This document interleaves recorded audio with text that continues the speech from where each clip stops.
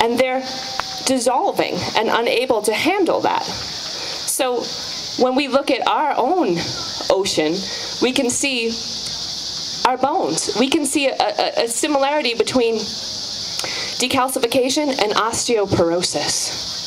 We can see the minerals, the lack of minerals in our soils, and look at single crop rotation and know exactly why.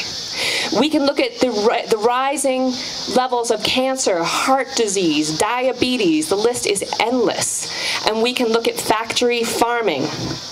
All of these souls who are taken and imprisoned for their commodity, which is their self.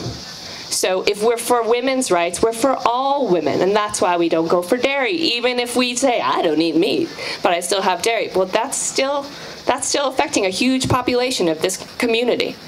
And when we look a little further, we can read great books like the China Study. We can understand the connection between protein, understand the connection between casein, and then we can see why sometimes we've pulled the trigger, not knowing, but we have.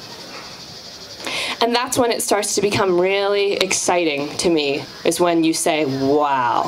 So if I just think of myself first and foremost, and I take care of myself with integrity, then I am making a difference for the planet, then I am making a difference for the generations that are to come. That is when it gets truly, truly inspiring. And that, to me, is what I've been doing, focusing my now life work on. Going around the country, speaking to hospitals, speaking to wellness centers, and sometimes the message is not well received. You know, I did a speech recently at a children's hospital where there's a big difference in the cancer community. It's a very interesting place to sort of study because it's broken.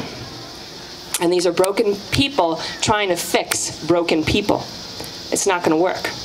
So pediatrics, when you get to a certain age, now you're a young adult, there's no world for you. There's no place to go. There's pediatrics or there's geriatrics, and there's not a lot in between. So I'm speaking to a pediatrics hospital, and these people that I'm speaking to are kind of my age, but they're at the pediatrics hospital, and their parents are still sitting next to them, and they're completely castrated, and the parents are raising the hand, and they don't have a voice.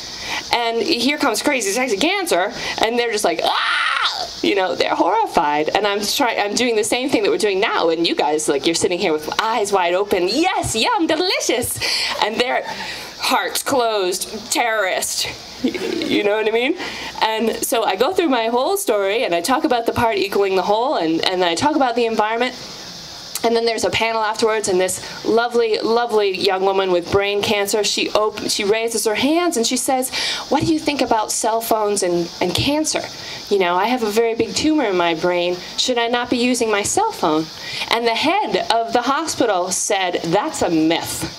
It's a wives' tale. Use your cell phone. That's ridiculous. And then she looks at me and she goes, and eat your hot dogs too, please. Excuse me? I unleashed a can of whoop ass. Hot dogs. I mean, that's like the most carcinogenic thing you can say. Say something else, anything, you know, but don't say hot dogs. So, you know, some places are very welcoming. Some people say I'm dangerous. Some people say we don't like, you know, her beliefs and whatnot. And sometimes I feel like that lone person out there. And sometimes I don't want to do it. I'm like, I'm going to be in front of an audience of 2,000 people, and I'm scared. I don't want to say these things. And yet it's our job. Because when we start to learn what this is all about, we have to speak up.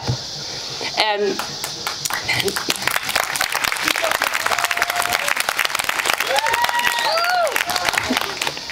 because if we could all give people a workshop called Cancer for a Day, it would get really clear. Just one day of cancer, all of it, the extreme amount of emotion that is cancer. We'd be clean and clear. And so my recommendation to you, before I take a couple questions, is really learn your stuff. Because they're going to ask you. And it's not okay to just feel it. You know what I mean? It's really important to know it. And it's really important for us to vote with our fork. We have an election coming up. I don't know if any of you noticed, but I am going to model some fashion here. Woo!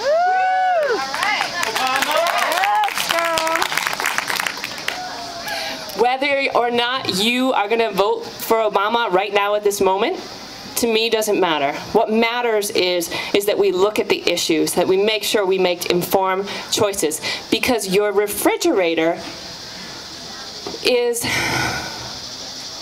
the voter booth. That's where you vote. You vote with that. And we have an amazing planet that we have to protect, because people like me don't want to have cancer. And your children don't want to have cancer. And so I'll just end by telling you that cancer has been an incredible catalyst. It's not a gift, it's not a pony, it's not a shiny truck. I wouldn't give it to you. But it has changed my life, and it's made a very rich one. And at the end of the day, I think that what I've learned the most from cancer is make juice, not war.